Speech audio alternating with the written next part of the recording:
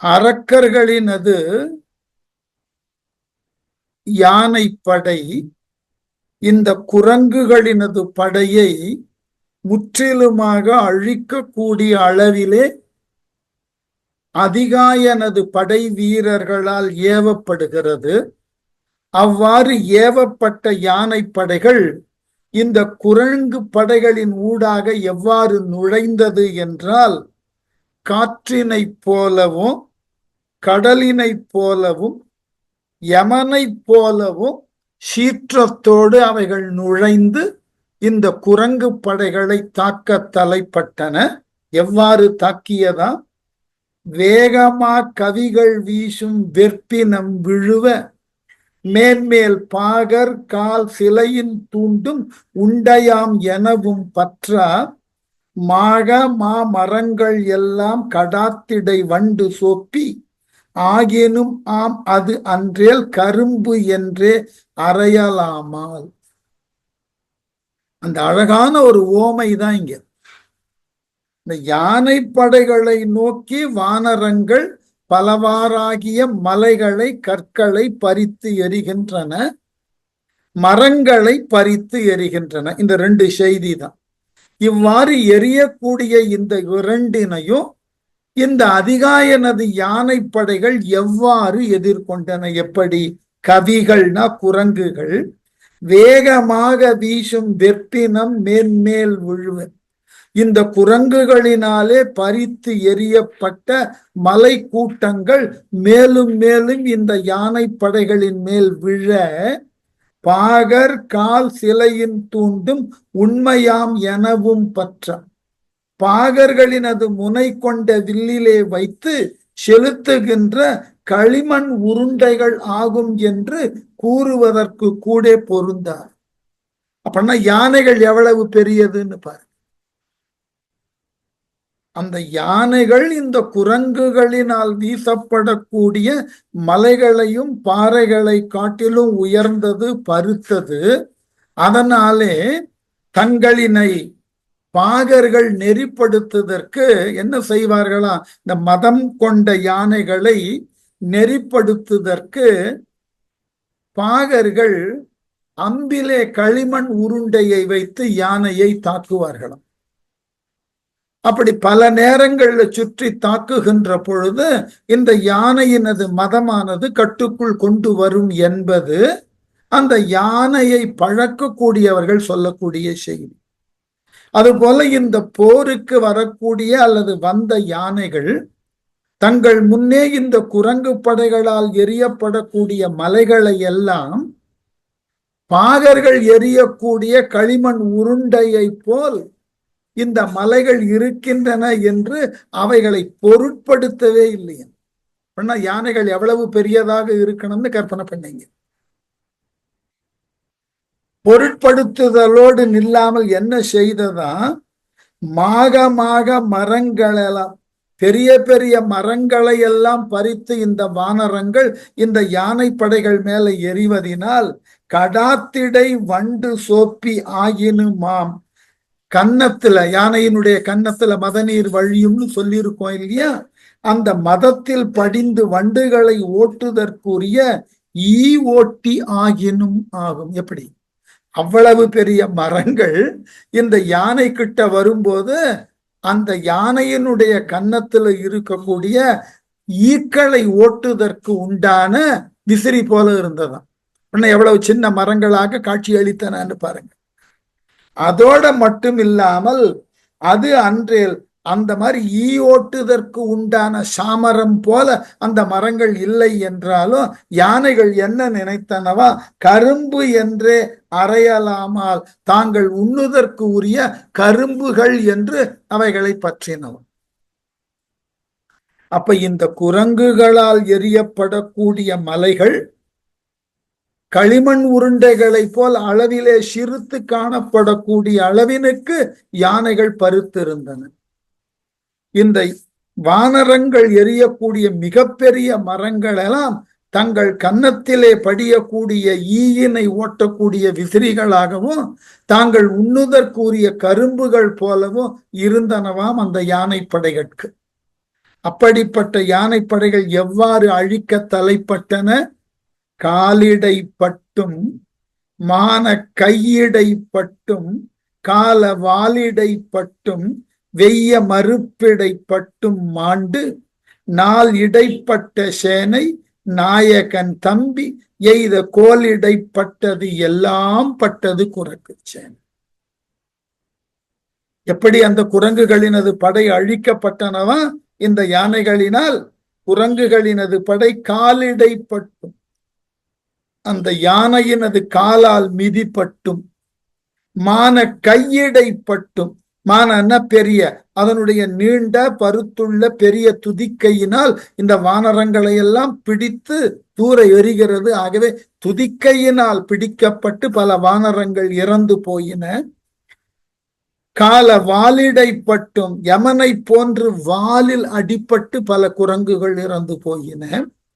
யானையினுடைய வாலை தொட்டு பார்க்கணும், அப்பதான் தெரியும். அவ்வளவு முரட்டுத்தனமான முடிக்கற்றைகளோடு இருக்கும். இந்த யானையினுடைய வால் முடிய நம்முடைய மக்கள் எல்லாம் தங்களிடம் உண்டான தோஷங்கள் போகுதற்கு மோதிரத்துல பதித்து போடுவார்கள். அந்த முடிய பிடித்து பார்க்கணும், அப்பதான் தெரியும் அதனுடைய உறுதியும். அதை அடிக்கக்கூடிய வேகத்துல உடல்ல பல இடங்கள்ல தோல் கிழிந்து போகும்.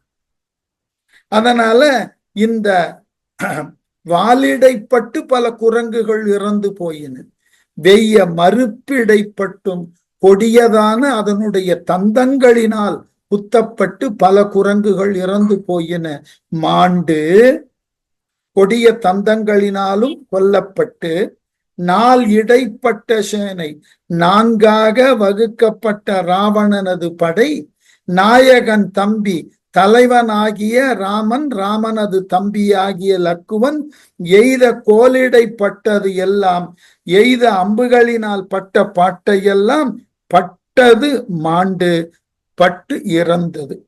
ஆகவே யானையினுடைய படையினால் குரங்கு சேனை பட்ட பாட்டையெல்லாம் எப்படி எப்படி இலக்குவனது அம்பு அரக்கர்களினது படையை அழித்ததோ அதற்கு இணையாக ராவணனால் அனுப்ப பெற்ற அதிகாயனுக்கு உதவி செய்ய வந்த யானை படைகள் வானர சைன்யங்களை அழிக்க தலைப்பட்டன. எது போல முன்பு இலக்குவன் அழித்தானே அது போல யானை வானரங்களை அழித்தது. தன்னுடைய வானரப்படை அழிவதை பார்த்தான்.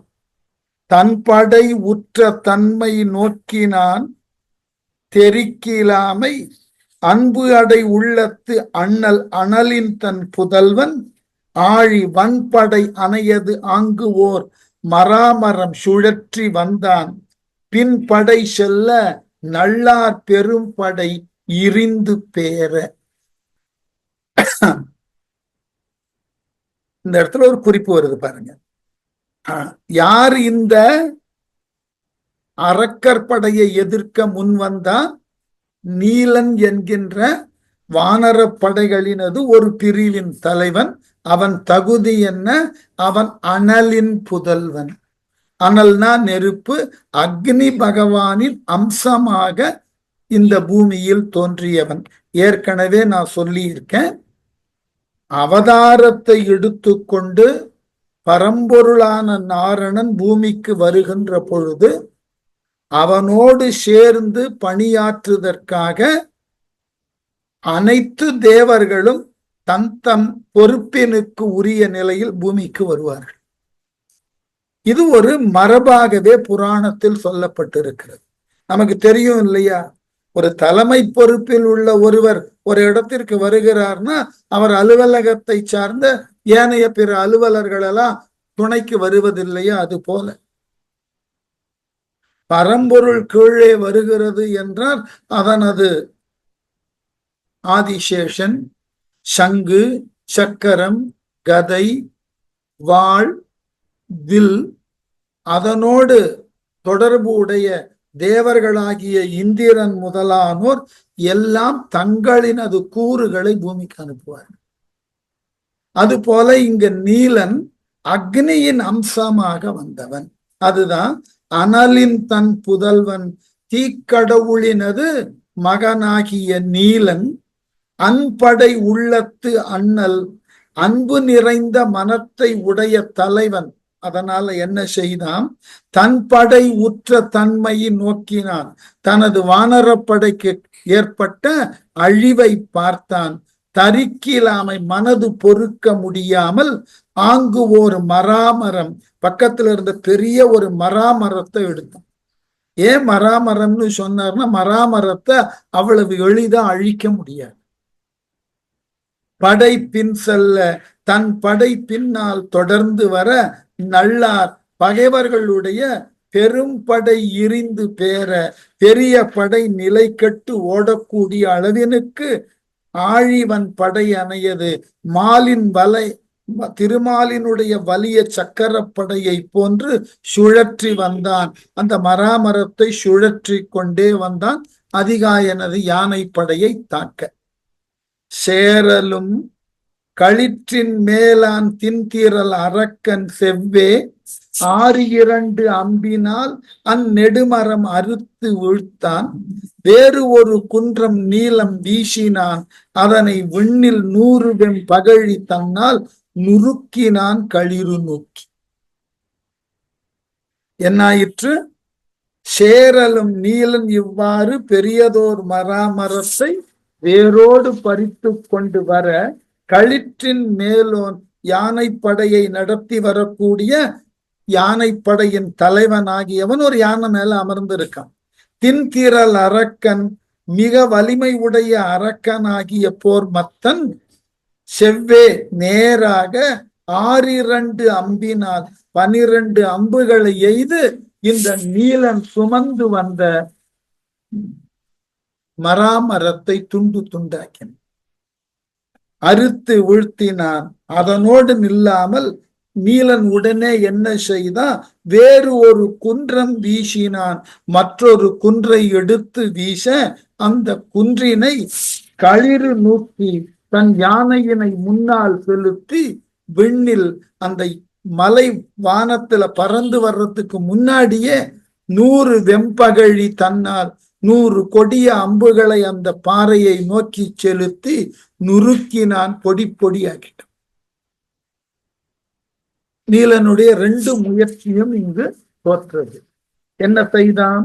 பின் நெடும் குன்றம் தேடி பெயர்குவான் பெயரா வண்ணம் பொன் நெடும் குன்றம் சூழ்ந்த பொறி வரி அரவம் போல அந்நெடும் கோபையானை அமரரும் பெயர்ப்ப அங்கி தன் நெடுமகனை பற்றி பிடித்தது தடக்கை நீட்டி.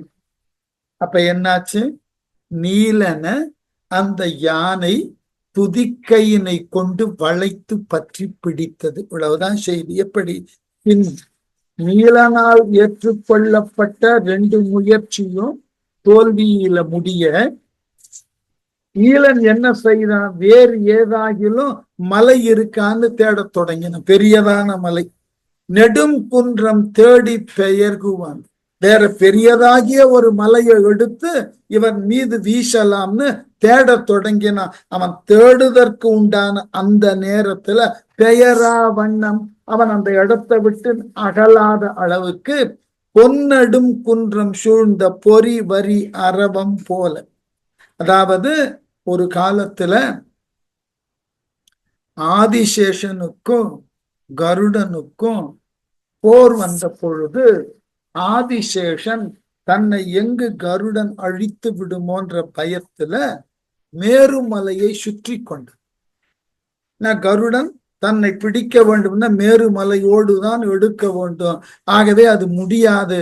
ஆகவே தான் தப்பித்து கொள்ளலான்னு பலவாகிய புள்ளிகளை உடைய ஆதிசேடன் மேருமலையை சுற்றி கொண்டது போல பொன்னெடும் குன்றம் மேருமலை பொன் போல் ஒளிவிடக்கூடிய மேருமலையை சூழ்ந்த பொறி வரி அரவம் போல புள்ளிகளையும் கோடுகளையும் உடைய பாம்பு போல இந்த யானையினது துதிக்கை நீலனை சுற்றி கொண்டது.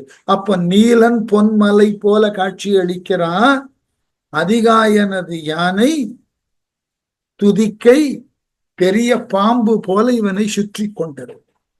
அன்றடும் கோப யானை, கடுமையான கோபத்தினுக்கு உள்ளான யானை, அமரரும் வியர்ப்ப, இந்த காட்சியை கண்டு தேவர்களும் நடுங்கினார்களாம், மனம் சலித்தார்களாம். வியர்ப்ப அங்கி தன் நெடு மகனை, அக்னியின் மகனாகிய நீலனை பற்றி பிடித்தது தடக்கை நீட்டி, தன்னுடைய நீண்ட பறந்துபட்ட கைகளை, துதிக்கையை நீட்டி நீலனை சுற்றி கொண்டது அந்த யானை.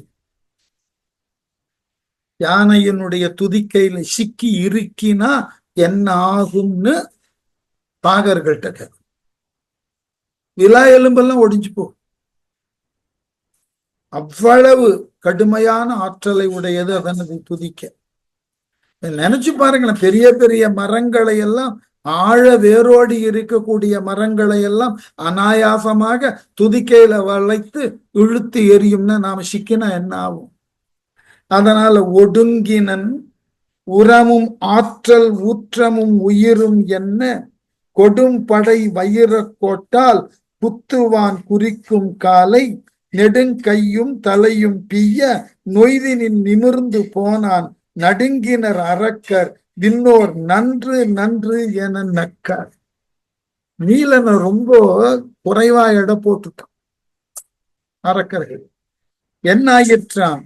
இந்த யானை தன் துதிக்கையினால் நீலனை சுற்றிய பொழுது உரமும் நீலனது ஆற்றலும், ஆற்றல் ஊற்றமும் வலிமையால் வந்த மன ஊக்கமும், உயிரும் ஒடுங்கினான் என, இந்த யானையினது துதிக்கையினால் இந்த மூன்றும் ஒடுங்கிவிட்டதுன்னு எல்லாரும் நினைத்தார்களாம். ஆனால் என்ன ஆயிற்றான்? பார்த்தவர்கள் எல்லாம் அப்படித்தான் அந்த எண்ணத்திற்கு வந்தார்கள், நீலன் கதை இதோடு முடிந்ததுன்னு. ஆனால் என்ன ஆயிற்று?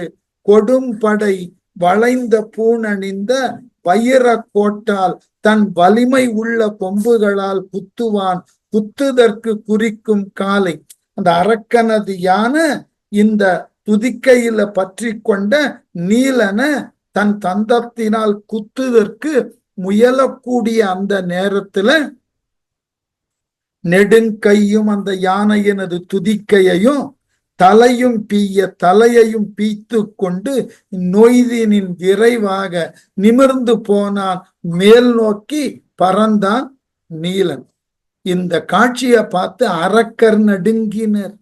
இந்த செயலை கண்டு, என்ன தங்களினுடைய மிக வலிமை உடைய யானை அது இவ்வாறு இவன் கைகளினாலே தலையானது சிதறக்கூடிய அளவினுக்கு கொல்லப்படுவதை கண்ட இந்த அரக்கர்கள் நடுங்கினர். விண்ணவர் நன்று நன்று என, தேவர்கள் நல்ல செயல் செய்தான் நீலன் என்று நக்கார் தங்களுக்குள் மகிழ்ச்சியை பரிமாறிக்கொண்டார்கள்.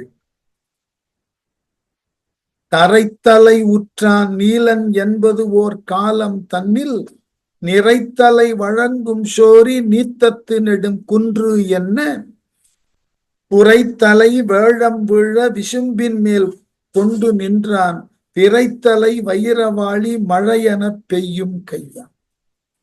நீலன் தரைத்தலை உற்றான், தரையினிடத்து பொருந்தினான். என்ன, யானையை கொன்றுவிட்டு மேல் நோக்கி பாய்ந்தவன் பூமியில் அப்படி வந்து இறங்கி நின்னான். என்பது ஒரு காலம் தன்னில், என்னும் ஒரு கால அளவுக்குள், நிறைத்தலை கனமான தலையில் இருந்து வழங்கும் சோரி நீத்தத்து வடிகின்ற இரத்த வெள்ளத்தில் நெடுங்குன்று என பெரிய மலை விழுவது போல தலையற்ற யானை கீழ விழுந்தது. தலைக்குறை வேழம் வீழ, தலையில்லாத அந்த யானையினது உடலானது அதனது இரத்த கடலிலேயே வீழ, விசும்பின் மேல் கொண்டு நின்றான். அதன் மேல் இருந்த போர் மத்தன் என்கின்ற அரக்கன் வானத்தின் மேல் நின்று கொண்டு பிறைத்தலை நிலவு போன்று வளைந்த அம்பினை கொண்டுள்ள வைரவாளி உறுதியான அம்புகளை மழையென பெய்யும் கையான். மழை போல நீலன் மீதும் அவனை சார்ந்த படை வீரர்கள் மீதும் இந்த மத்தன் பெய்ய ஆரம்பித்தான், அம்புகளை எரிய ஆரம்பித்தான். வாங்கிய சிரத்தின் மற்றை வைரவான் கோட்டை வவ்வி, வீங்கிய விசையின் நீலன் அரக்கன் மேல் செல்ல விட்டான். ஆங்கு அவன் அவற்றை ஆண்டு ஓர் அம்பினால் அறுத்து ஓர் அம்பால் ஓங்கல் போல் புயத்தினான் தன் உரத்திடை ஒழிக்க எய்தான். நீலன் என்னாச்சு?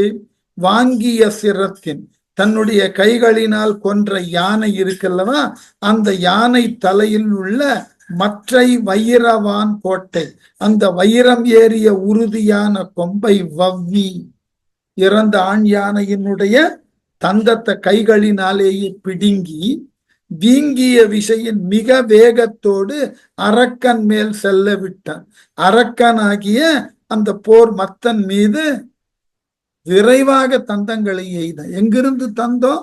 தன்னால் கொல்லப்பட்டு அந்த தலையோடு கீழே தலையில்லாமல் விழுந்த யானையினுடைய தலையில் இருந்த தந்தத்தை பிடுங்கி இந்த போர் மத்தன் எய்த அம்புகளுக்கு எதிராக இந்த தந்தங்களை வீசினான். ஆங்கு என்னாயிற்று? அவற்றை ஆண்டு அந்த கொம்புகளை அவ்விடத்திலேயே ஓர் அம்பினால் அறுத்து ஒரு அம்பினால் துண்டாக்கினான் போர் மத்தன். அடுத்து என்ன செய்தான்? ஓர் அம்பால் ஓங்கல் போல் புயத்தினான் தன் மலையை போன்று பருத்த தோளை உடைய அங்கதன் தன் உரத்திடை ஒலிக்க மார்பில் பதிந்து மறையும்படி எய்தான். அவன் மார்புல, அங்கதன் மார்புல ஒரு அம்பு பாயறா மாதிரி எய்த அது காலமாக விழிந்திலது யானை என்ன கையுடை மலை ஒன்று ஏறி காற்று என கடாவி வந்தான். வெய்யவன் அவனை தானும் மேற்கொள்ளா வில்லினோடு மொய் பெரும் களத்தின் இட்டான் மும்மத களிற்றின் முன்ன. எய்த காலமாக, அவ்வாறு எய்த அந்த நேரத்துல யானை விழிந்திலது என, போர் மத்தனுடைய யானை இறக்கவில்லை என்று பார்ப்பவர்கள் பயப்படக்கூடிய அளவினுக்கு யானை போல எதிர்க்க வந்தானா. கையுடை மலை ஒன்று ஏறி அவ்வரக்கன் கையை உடைய மலையை போன்ற வேறு ஒரு யானையின் மீது ஏறி காற்று என கடாவி வந்தான். அந்த யானையை காற்று போலே விரைவாக ஓட்டி வந்தான். வெய்யவன் சினமுடைய நீலன் அவனை வில்லினோடு தானும் மேற்கொள்ள, அந்த போர் மத்தனை வில்லினோடு யானையின் மேல் இருந்து தூக்கி மும்மத களிற்றின் முன்னர் 3 மதங்களை பொழிகின்ற அந்த யானையின் முன்பு மொய் பெரும் களத்தில் வீரர்கள் நெருங்கி போரிடக்கூடிய போர்க்களத்துல இட்டான், எறிந்தான். அவ்வளவு வேகமாக பாய்ந்து அந்த புதியதோர் யானையின் மேல் அமர்ந்து வந்த போர் மத்தன யானையோடு தூக்கி கீழே எறிஞ்சான். இட்டவன் அவனி நின்றும் எழுவதன் முன்னம் யானை கட்டு அமை வயிறக்கோட்டால் களம்பட வீழ்த்தி காலால் எட்டி வந்தட கை தன்னால் எடுத்து எங்கும் விரைவின் வீச பட்டிலன் தானே தன் போர்க்கரியினை படுத்து வீழ்ந்தான். மன்னிக்கணும், படுத்து வீழ்த்தான்.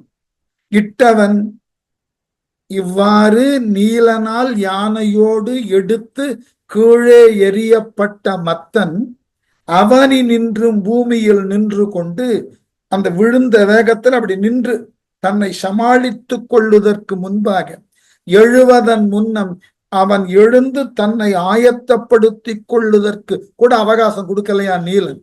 யானை மதவெறி மிக்க அவனுடைய யானை கட்டு அமை வயிற கோட்டால் பூணமைந்த தனது வலிய கொம்பினால் களம்பட வீழ்த்தி அவனை களத்தில் விழுமாறு வீழ்த்தி, அந்த யானை இறந்து போகக்கூடிய அளவினுக்கு அதை வீழச் செய்து காலால் எட்டி தன் கால்களினாலே மிதித்து வன் தடக்கை தன்னால் எடுத்து வலிய பெரிய கையினால் எடுத்து எங்கும் விரைவின் வீச பல இடத்திலும் விரைவாக வீசினான் பட்டிலன்.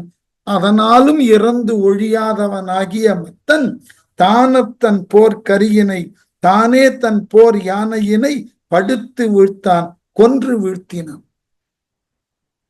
இது ஒரு வழக்கம் போர்க்களத்துல. இது பிற்காலத்துல இந்த குதிரை பந்தயத்தை பற்றி தெரிந்தவர்களுக்கெல்லாம் இது தெரிந்திருக்கலாம். இதுன்னு குதிரை பந்தயம் ஆடி இருக்கணும்னு அவசியம் இல்லை. இந்த குதிரை பந்தயத்துல கலந்து கொள்ளக்கூடிய குதிரைகள் சில நேரங்கள்ல ஓடும் வேகத்தினால கால் இடறி கீழே விழுந்து கால் ஒடிந்து போகும். இது ரொம்ப அரிதிலும் நடக்கக்கூடிய ஒரு நிகழ்ச்சி. இந்த கால் ஒடிந்த குதிரைய அந்த குதிரைக்கு உரிய உரிமையாளர் வைத்துக் கொள்ள மாட்டார். ஏனென்றால் அதை பராமரித்து பல பந்தயங்களிலே ஓடுவதற்கு உண்டான ஒரு மிகப்பெரிய சிறப்பு வாய்ந்த குதிரை கால் ஒடிந்து நடப்பதற்கே சற்று கடினப்பட்டு வாழுவதை இவரால் பார்த்து கொள்ள முடியாது. அந்த குதிரையை சுட்டு கொன்று விடுவார்கள். இது நீங்க ரேஸ் கோர்ஸ்ல போனீங்கன்னா இது ரொம்ப சாதாரணமான விஷயம். வேடிக்கை என்ன தெரியுமா? அவ்வாறு சுட்டு கொல்லப்பட்ட குதிரைகள் எதுவும் மிக குறைவான விலையில எல்லாம் கிடையாது வாங்குங்காலத்து.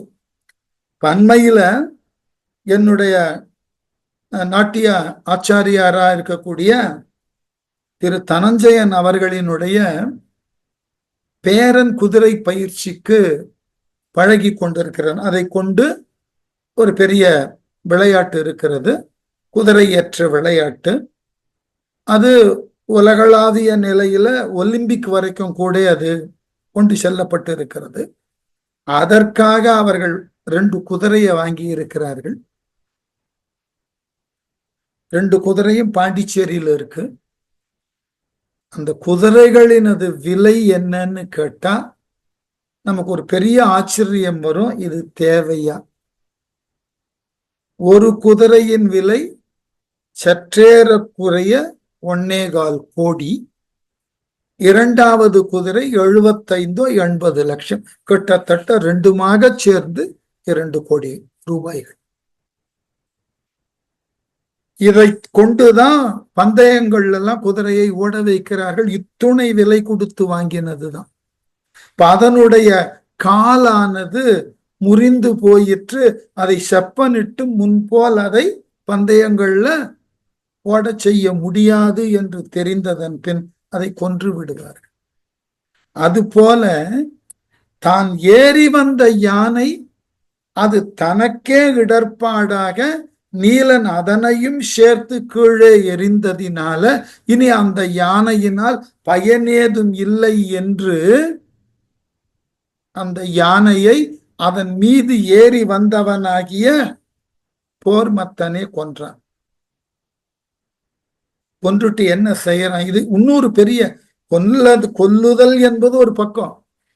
தான் இத்துணை காலம் தனக்காக உடன் நின்று போரிட்ட தன் யானையை தானே கொல்லுவதற்கு உண்டான ஒரு சூழலை எதிரி உருவாக்கினானேன்னு அவன் பேர்ல கடுமையான கோபம். அடுத்த பாட்டை பாருங்க, எவ்வளவு அழகா சொல்றாருன்னு. தன் கரி தானே கொன்று தடக்கையால் படுத்து வீழ்த்தும் மின் கரிது என்ன மின்னும் எயிற்றினான் வெகுளி நோக்கி பொன் கரிது என்னும் கண்கள் பொறிவுக நீலன் புக்கான் வன்கரம் முறுக்கி மார்பில் குத்தினான் மத்தன் மாண்டான். இதான் கம்பன் கிட்ட இருக்கிற அழகு. எவ்வளவு பெரிய விஷயத்தையும் சட்டுன்னு முடிச்சு வச்சிரும். நம்ம என்ன நினைக்கிறோம்? தன்னுடைய யானையை தானே தன் கரங்களால் ஆத்திரம் தீர இனி இந்த யானை போருக்கு பயன்படாது என்ற எண்ணத்தினால் உந்தப்பட்டவன் அந்த யானையை அடிச்சு கொன்னான். இந்த காட்சியை பார்க்கிறவர்களுக்கு இயல்பா பயம் வரும். தான் ஏறி வந்த யானையை தானே ஒருவன் கொல்லுகிறான்னா அப்ப அவனுடைய ஆற்றல் இன்னமும் பெரியதாயிருக்கும். அவனை எப்படி கொல்ல போகிறோம் என்று கவலை கொண்டிருந்த பொழுது சட்டென்று கம்பன் இல்லை இல்லை, அப்படிப்பட்ட அந்த போர்மத்தன் மீது நீலன் பாய்ந்தான், பற்றினான், மார்பிலே குத்தினான், உன்மத்தன் இறந்து போனான். முடிஞ்சு போச்சு. என்ன அழகு பாருங்க. தன் கரி தானே கொன்று, தான் ஏறி வந்த கரின்னா யானை, தான் ஏறி வந்த யானையை தானே கொன்று தடக்கையால் படுத்து வீழ்த்தும், தனது பெரிய கைகளினாலேயே அந்த யானையை அடித்து கொன்றவனாகிய போர்மத்தன் மின் கரிது என்ன மின்னும் எயிற்றினான். மின்னலும் கருமையாக இருக்கும். மின்னல் எவ்வளவு பிரகாசம்னு நமக்கு தெரியும். இந்த அரக்கனினுடைய பல்லினது பிரகாசத்துக்கு முன்னாடி மின்னல் கூட கருப்பா தெரியும். எவ்வளவு பிரகாசமான பல்லுன்னு பாருங்க. மின் கரிது என்ன மின்னும் எயிற்றினான் பல்லை உடையவனாகிய போர் மத்தன் வெகுளி நோக்கி இப்படிப்பட்ட சினத்தை பார்த்த நீலன் என்ன செய்தான்? பொன் கரிது என்னும் கண்கள், பொன்னும் கூட கரிது என்று சொல்லப்படக்கூடிய அளவுல தன் கண்களில் இருந்து கோபத்தை வெளிக்காட்டின. பொறி உக நெருப்பு பொறி வெளிப்பட புக்கான், அந்த போர் அரக்கர்களினது போர் சைன்யத்துக்குள்ள நுழைஞ்சான் நீலன்.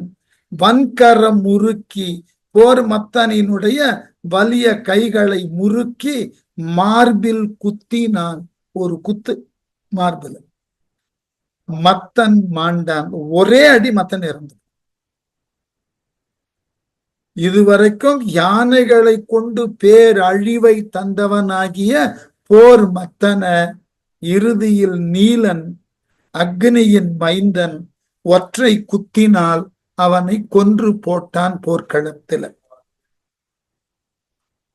இது முடிஞ்ச உடனே இந்த உன்மத்தனுக்கு அப்புறம் அடுத்த ஒரு அரக்கன் வரான். இதெல்லாம் ஏன் ஒரு பொதுவா ஒரு சொல்லிட்டு போயிடலாம். சரி, எதிரிகள்ல இருக்கக்கூடிய வீரர்களை எல்லாம் வானர படையில இருக்கக்கூடிய தலைவர்கள் அழித்தார்கள். யாரும் கேட்க போறதில்லை. எதற்கு இந்த பெயரை எல்லாம் சொல்லணும்னா ஞாபகம் வைத்துக் கொள்ளுங்கள். இன்று வரைக்கும் ஒரு சாரார் ராமகாதையை ஒரு கற்பனைன்னு சொல்லி கொண்டு இருக்கக்கூடியவர்கள் இருக்கிறார். இப்போ எனக்கு நெடுநாள் முன்பு தான் நான் பள்ளி சிறானாக இருந்த காலத்துல என் தந்தையாரினுடைய ஒரு நண்பர், அவர் ஆர்கியாலஜியினுடைய டெப்டி டைரக்டரா இருந்தார். அதாவது துணை இயக்குனர். நினைவு இருக்கிறது, அவர் பெயர் மார்க பந்துன்னு பேர். அப்ப நான் 5ஆம் வகுப்போ 6ஆம் வகுப்போ படித்துக் கொண்டிருந்த காலகட்டம். அப்ப அவர் வீட்டிற்கு வந்தார். பேசி கொண்டிருந்த பொழுது பல புதிய, அப்பதான் சோழர்கள் கால பல கல்வெட்டுகள் எல்லாம் கண்டறியப்பட்ட காலம். அகழ்வாராய்ச்சியில அவைகளை தமிழி பிராமி என்று இனம் பிரித்து படித்து அவைகளை பற்றின செய்திகளை சேகரிக்கப்பட்ட காலம்.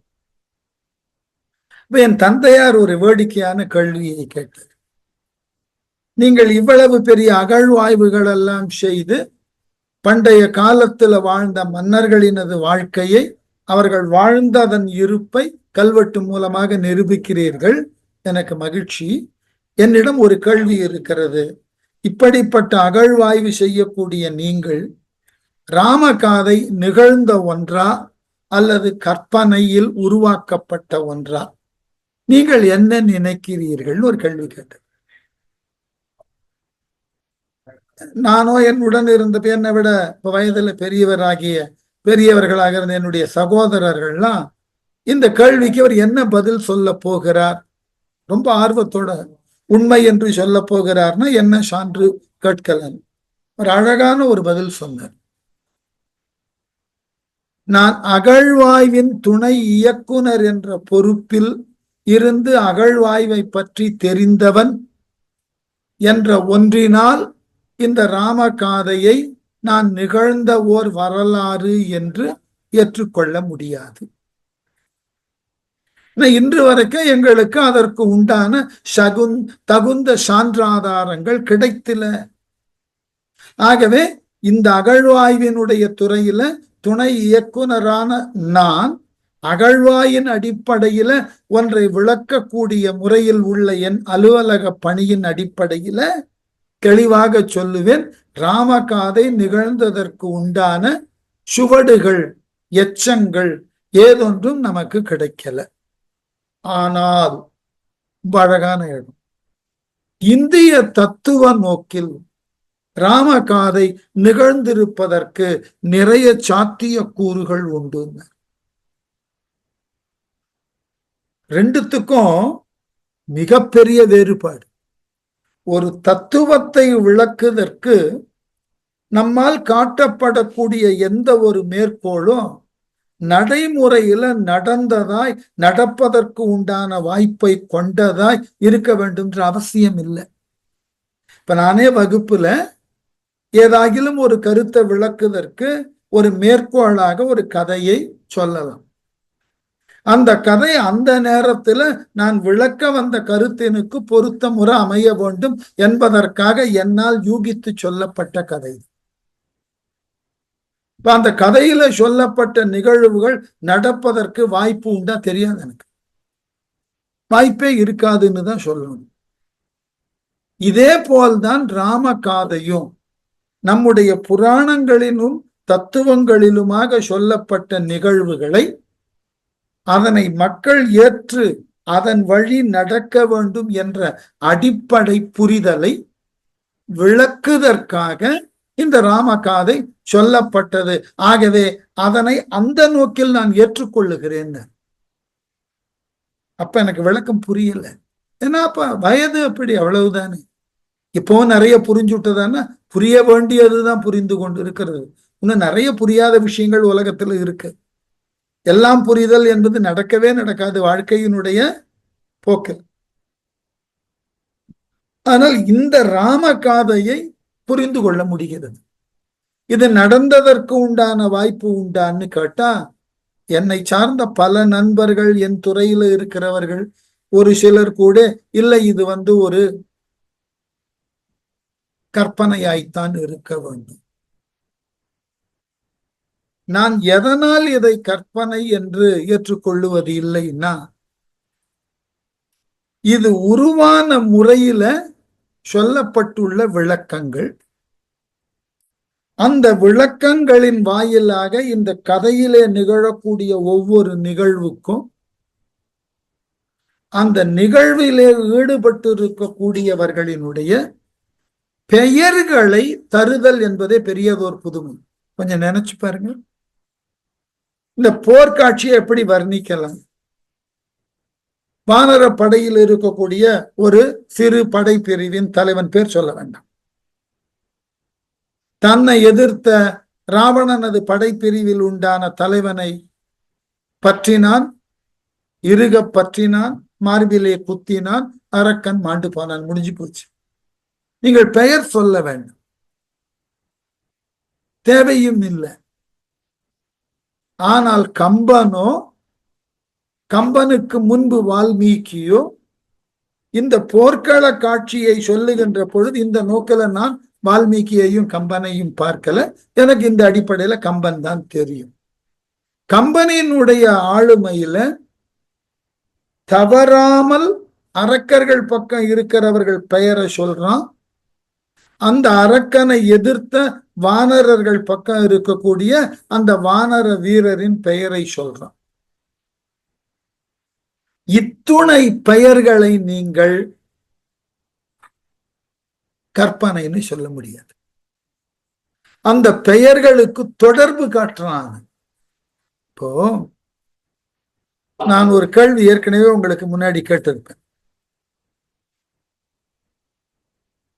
ராமன் விஸ்வாமித்திரரினுடைய யாகத்தை காத்து அந்த யாகத்தினுக்கு இடையூறு செய்த அரக்கர்களை எல்லாம் தன்னுடைய அம்புகளினால் வெருட்டி நீக்கி யாகத்தை நன்கு செய்து முடிப்பதற்கு உதவி பின் எங்க வரான்? ஜனகனுக்கு வரான். ஜனகனுடைய நாட்டுல மித்திலையில இருந்த வில்ல முறிக்கிறான், சீதையை மணக்கிறான். திரும்பி அயோத்திக்கு வருவதற்கு முன்பு வழியில பரசுராமனை சந்திக்கிறான். பரசுராமர் சொல்றார், நீ ஜனகன் கிட்ட இருந்த வில்ல ஒடிச்ச சத்தம் எனக்கு கேட்டது. அது ஒரு பழுதான வில், அதை உடைக்கிறதுல பெரிய விஷயம் இல்லை. அதனோடு சேர்ந்து உருவான வில் என் கையில இருக்கு, இத முதல்ல வளைச்சு நான் ஏத்தன். நம்ம படிச்சது. இப்ப நான் ஏற்றுகின்ற பொழுது ராமன் கேட்கிறான், என்ன இலக்கு? நான் ஏற்றி அம்ப விட்டுடுறேன், அதுக்கு இலக்கு சொல் அப்படின்றான். நான் இதுகாரும் பெற்ற தவ பயன் தான் அதுக்கு இலக்குன்ற. அம்புனை ஏற்றின உடனே பரசுராமர் தவ பயனெல்லாம் இழக்கிறார். ராமன் கிட்ட போய் சேர்ந்து விடுகிறது. பரசுராமர் மன்னிப்பு கேட்டுக்கொண்டு ராமனை வணங்கிட்டு போயிடுறாரு. வில்ல வாங்கிட்டு போல. இப்ப ராமன் கையில 2 வில்லு இருக்கு. அங்க கம்பன் குறிப்பு கொடுக்கிறான், அந்த 2வது வில்ல ராமன் வான் நோக்கி மேல தூக்கினான், வருணன் அதை வாங்கி கொண்டு போனான். அதோட கதையை சொல்லி இருந்தா இது கதைன்னு சொல்லி இருக்கலாம். பாரியா, இவன் வாங்கிட்டு இவன் கையில இருக்கிற வில்ல வருணன் வாங்கிட்டு போனான், அது எங்கேயோ போட்டுட்டு போனா எங்கேயோ வச்சுட்டு போனான்னு சொன்னா போதாதா? இது வருணன் வாங்கி சென்றான்னு சொன்னா பாரு எவ்வளவு பெரிய கதை விட்டுக்கிட்டு இருக்கான் அப்படின்னு. கம்பன் என்ன பண்ணான், அந்த வில்ல வருணன் வாங்கிட்டு போனது உண்மைதான். பின்னாடி வன வாழ்க்கையை இவர்கள் வாழ்ந்த பொழுது ஒரு வனத்துல கபந்தன் இவனை தாக்குறான். யாரு? ராமன். ராமனது கோதண்டத்தில் உள்ள நாண அறுத்துறான். உடனுக்குடனா நாள்லாம் கட்ட முடியாது, வாய்ப்பு கிடையாது. வேற வில்ல தான் எடுத்துக்கணும். நம்ம இது வரைக்கும் பார்த்த போர்க்கள காட்சி அப்படித்தான். ஒரு வில் நான் அறுபட்டதுன்னு அடுத்த வில்லு தான் எடுக்கணும். அங்க வில்லெல்லாம் கட்டி கொண்டு இருக்க முடியாது. அப்போ என்ன செய்யறான், தன்னுடைய வில்லினது நான் அறுபட்ட உடனே சட்டுன்னு ராமனுக்கு ஞாபகம் வர்றது, நம்ம பரசுராமர் கிட்ட இருந்து வாங்கின வில்ல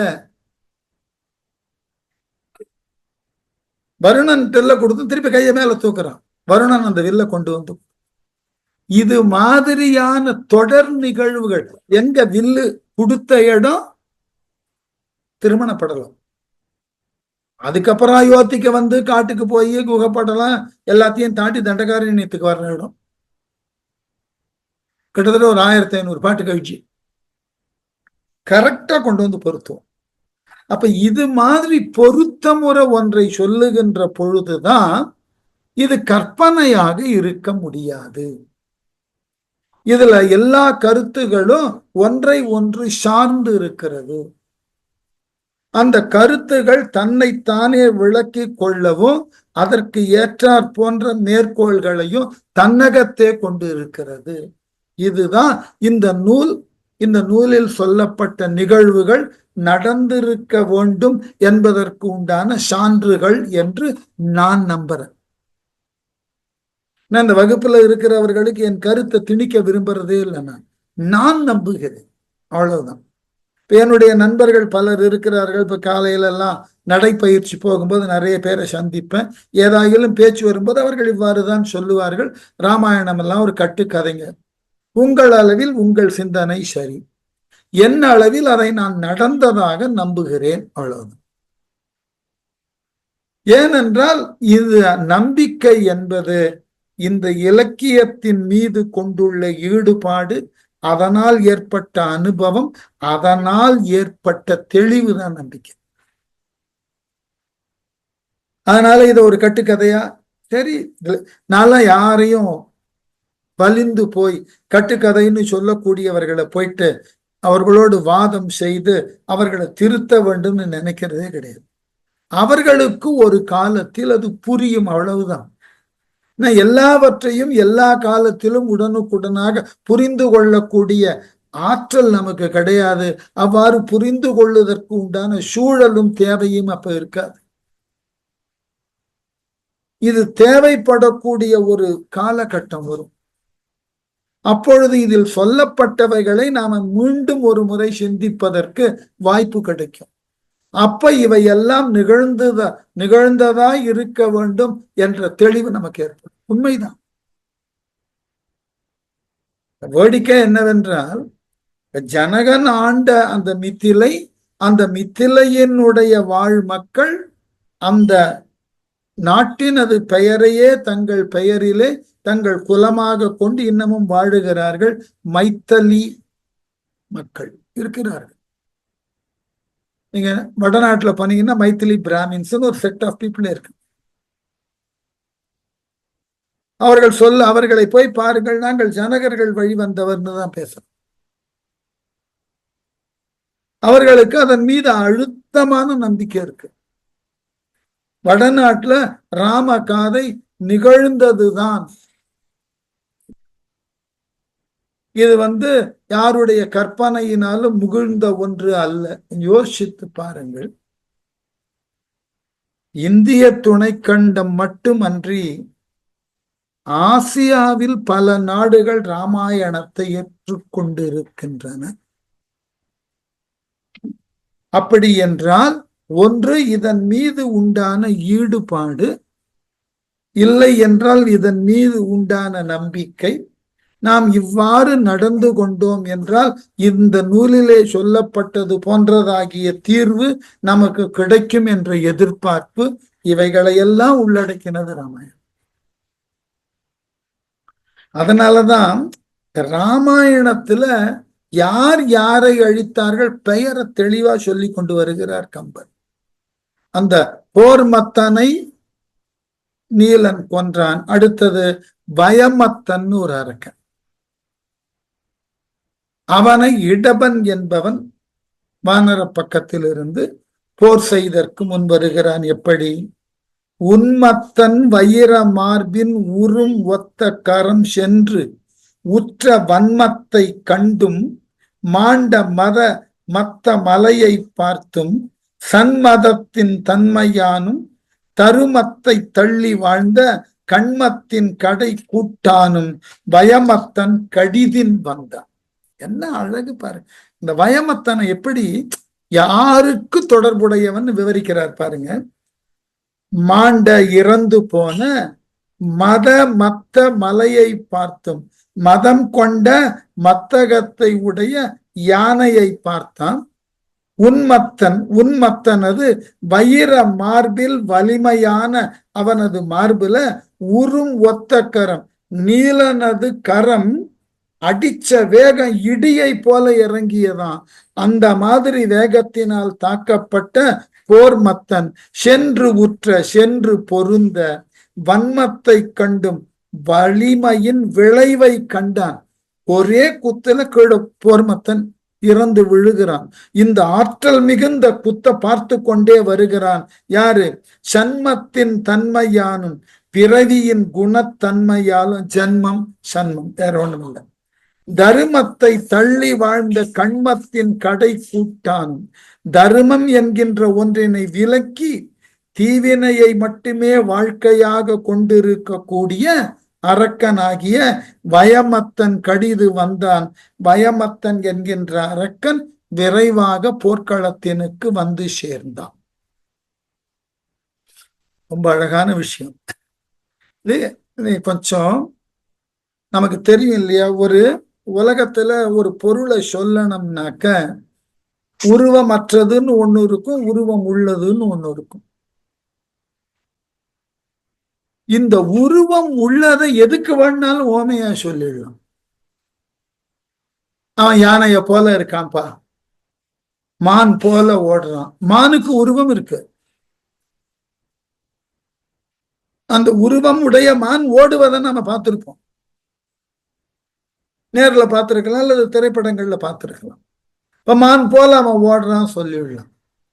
அப்போ பருப்பொருளாகிய கண்ணுக்கு தெரிந்த ஒரு பொருளை ஒருத்தனுடைய செயலுக்கும் தன்மைக்கும் பயனுக்கும் சொல்லிடலாம், ரொம்ப எளிது. ஆனா கண்ணுக்கு தெரியாத ஒண்ண ஒரு பருப்பொருளுக்கு ஓமையாக்குறது ரொம்ப கஷ்டம். இப்ப உதாரணம், காற்று கண்ணுக்கு தெரியாது, ஆனா அதன் செயல் கண்ணுக்கு தெரிகிறதோ இல்லையோ உடலுக்கு தெரியும்.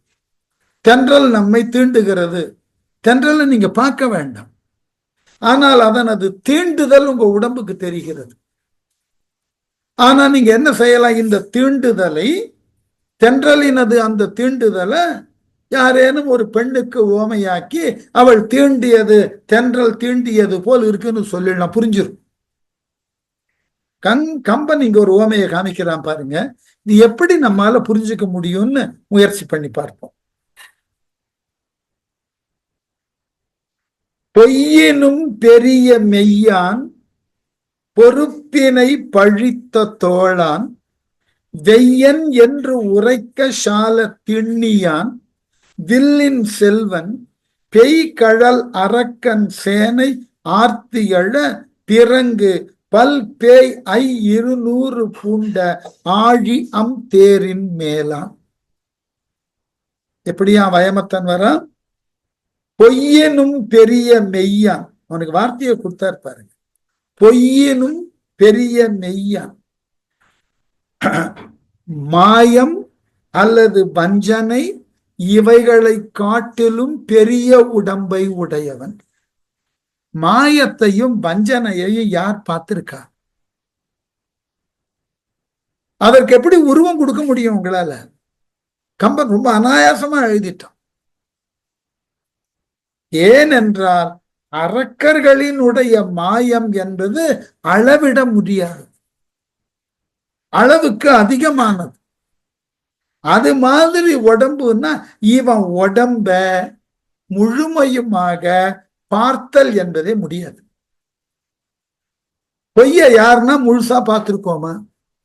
ஒருத்தனிடம் இருக்கக்கூடிய மாயத்தன்மையை அல்லது ஒருத்தன்கிட்ட இருக்கக்கூடிய வஞ்சனைக்கு அளவு ரொம்ப பெரிய வஞ்சனைன்னு சொல்லுவோம், அளவெல்லாம் தெரியாது. அப்ப பெரியதாகிய வஞ்சனைக்கு ஒரு உருவம் கொடுத்தா எப்படி இருக்கும்? அவன் தான் வயமத்தன். ஆகவே பொய்யினும் பெரிய மெய்யான் ஒரு அப்டிராக்ட ஒரு கான்கிரீட் ஃபார்முக்கு ஓமையா பண்றாரு. ரொம்ப கஷ்டம் அது. பொறுப்பினை பழித்த தோழன். பொறுப்புன்னா மலை. மலை கூட இவன் தோளுக்கு முன்னாடி வெட்கப்படும். அவ்வளவு உறுதி வாய்ந்த உயர்ந்த தோளை உடையவன். வெய்யன் என்று உரைக்க சால திண்ணியான். கொடியவன் என்று சொல்லுதற்கு இலக்கண சுத்தமா பொருத்தமுடைய, அப்படி ஒரு அழகான பொருத்தம். கொடியவன்னு சொன்னா இவனை பார்த்தா போதும், வயமத்தனை பார்த்தா போதும். திண்ணியான் வில்லின் செல்வன், வில்லாற்றலிலே வலிமை உடையவன். பெய்கழல் அரக்கன் சேனை ஆர்த்து எழ. அணிந்த வீரக்கழலை உடைய வயமத்தன் ஆரவாரத்தோடு போர்க்களத்துல வந்தான். எப்படி? செல்வன் பெய்கழல் அரக்கன் சேனை ஆர்த்து எழ பிறங்கு பல்பே 200 பூண்ட. 200 1000 ஆயிரக்கணக்கான பேய்களால் இழுத்து வரப்பட்ட ஆழி தேரின் மேலான். ஆழினாக்க சக்கரம். 1000 பேய்கள் இழுத்து வரக்கூடிய தேருனா இப்ப எவ்வளவு பெருசா இருக்கும்? அந்த தேரின் மீது அமர்ந்து அல்லது நின்று போருக்கு வருகிறான். யார்? பயமத்தன். ஆர்க்கின்றான், உலகையெல்லாம் அதிர்க்கின்றான், உரும் அஞ்ச பார்க்கின்றான், பொன்றினாரை பழிக்கின்றான், பகழி மாறி தூர்க்கின்றான், குரங்கு சேனை துறக்கின்றான், துணிபை நோக்கி ஏற்கின்றார் இல்லை என்ன இடவன் வந்து அவனோடு ஏற்றான். ஆர்க்கின்றான்.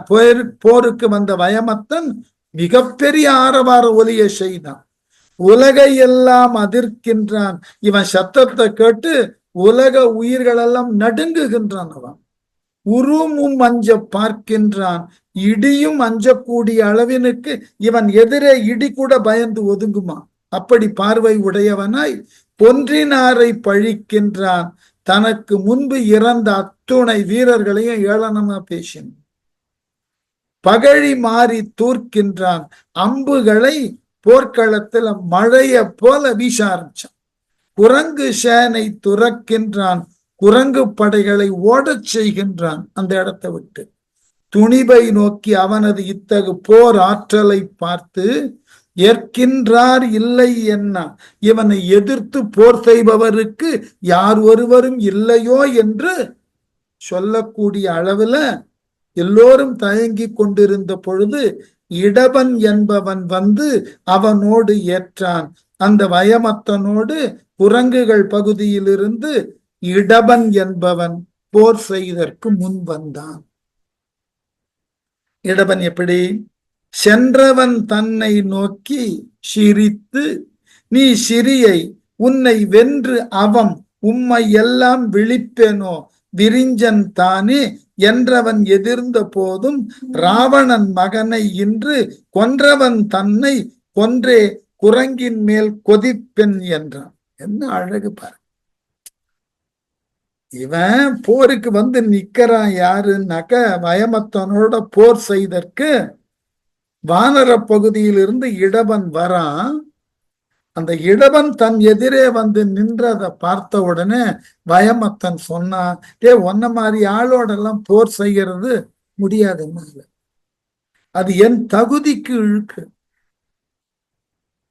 நான் உன்னோடெல்லாம் போர் செய்ய முடியாது, எனக்குன்னு ஒரு தகுதி வச்சிருக்கேன், என் தகுதியை மீறி எல்லாம் நான் போர் செய்ய முடியாது. எப்படி? சென்றவன் தன்னை நோக்கி தன்னை எதிர்க்க வந்தவனாகிய இடவனை பார்த்து சிரித்து வயமத்தன் கேலியா சிரிச்சான். ஏற்கனவே நம்ம தொல்காப்பியம் கொஞ்சம் படிச்சிருந்தா தெரியும், இருக்கிற சிரிப்புல முதல் சிரிப்பு எள்ளல். ஒருத்தனை கேலியா பார்த்து சிரிக்கிறது. நீ எனக்கு தகுதியா? சிரித்து சொன்னான், நீ சிறியை, உனக்கு போர் அனுபவம் கிடையாது, ரொம்ப சின்னவன், தள்ளு, உங்க எல்லாம் நான் போர் செய்ய முடியாது. நீ சிறியை, உன்னை வென்று அவன், உன்னை வெல்லுதல் வீண், உன்னை நான் ரொம்ப நிமிஷ நேரத்துல ஜெயிச்சுடுவேன். ஆனா உலகம் என்ன சொல்லும்? தன்னை எதிர்ப்பதற்கு வந்த ஒருவனை வலியில்லாத நிலையில இந்த வயமத்தன் கொன்றாண்டு எனக்கு கெட்ட பேர் வரும். அதுக்கெல்லாம் நான் போக மாட்டேன். ஆகவே உன்னை வெல்லுதல் வீண், உம்மையெல்லாம் விழிப்பேனோ, உங்களை போன்ற சிறியவர்களை எல்லாம் நான் போருக்கு அழைக்கிறதே கிடையாது. நீ என்னுடைய பட்டியல்ல இல்லாதவன், அவ்வளவு அற்பமானவன் நீ. ஒன்னெல்லாம் நான் போர்க்களத்துல எதிர்த்து அந்த வேலையெல்லாம் என்கிட்ட வேண்டாம். நான் உன்னை போன்ற வலியற்றவர்களை, அனுபவம் மற்றவர்களை எல்லாம் போர்க்களத்துல சந்திக்கவே விரும்புறதில்லை. ஆகவே நீ என்ன செய்யணும்னா, விரிஞ்சன் தானே என்றவன் பிரம்மதேவன் தான் என்று சொல்லத்தக்கவன் எதிர்ந்த போதும், என்னை எதிர்த்து வந்த போதும், இன்று ராவணன் மகனை. இப்ப நான் என்ன நோக்கத்துக்கு வந்திருக்கேன் தெரியுமா? என் நோக்கத்தை தெரிந்து கொண்டு பிரம்மதேவனே ஆயுதம் பூண்டு எங்கிட்ட வந்தாலும் அவன் என்ன ஒண்ணும் பண்ண முடியாது உங்களால். நான் வந்திருப்பதற்கு ஒரே நோக்கம் யாரு? ராவணன் மகனை அதிகாயனை கொன்றவன் தன்னை கொன்றே. அந்த அதிகாயனை கொன்றான் அல்லவா இலக்குவன், அவனை கொல்லணும்னு வந்திருக்கேன். கொன்றவனாகிய இலக்குவன் தன்னை கொன்ற பிறகே, அதுக்கப்புறம் தான் உங்க பக்கம்லாம் நான் வரப்போறேன். முதல்ல என்னுடைய இலக்கு யாரா இருக்கணும்? இலக்குவன். அவனை கொல்லணும் முதல்ல, அதுக்கப்புறம் உங்க கிட்ட வர. ஆகவே கொன்றவன் தன்னை கொன்றே அதிக ராவணனது மகனாகிய அதிகாயனை கொன்றவனாகிய இலக்குவனை கொன்றதன் பிறகே குரங்கின் மேல் கொதிப்பேன், குரங்குகளின் மீது எனது சினமெல்லாம் காட்டி பொங்கக்கூடிய அளவிலே போர் செய்வேன் என்றான் என்று கூறினான். ஆகவே உன்ன மாதிரி ஆட்களோடெல்லாம் போர் செய்யக்கூடிய எண்ணத்திலேயே நான் இல்லை, ஞாபகம் வச்சுக்கோ. அந்த எண்ணமே எனக்கு இல்லை. இப்ப நான் செய்ய விரும்புவதெல்லாம் அதிகாயனை கொன்றவனாகிய இலக்குவனை போர்க்களத்துல முதல்ல சந்திக்கணும். சந்தித்து அவனை கொன்றதன் பிறகுதான் எஞ்சி உள்ள வானரங்களை நான் அழிப்பதாக உள்ளேன். ஆகவே என் முன்னாடி நீ நிக்காது, என்னை எதிர்ப்பதினால் பயன் இல்லை, உன்னை நான் எதிர்க்க போவதும் இல்லை, நீ எனக்கு இணையான வீரனும் அன்று. ஆகவே நீ ஒதுங்கு, நான் இலக்குவனை அழித்ததன் பிறகு மற்றைய வானரர்களோடு போர் செய்ய வருகிறேன் என்று சொல்லி இலக்குவனை எதிர்பார்த்து காத்திருக்கிறான் அரக்கன். அதனை அடுத்த வகுப்புல தொடரும்.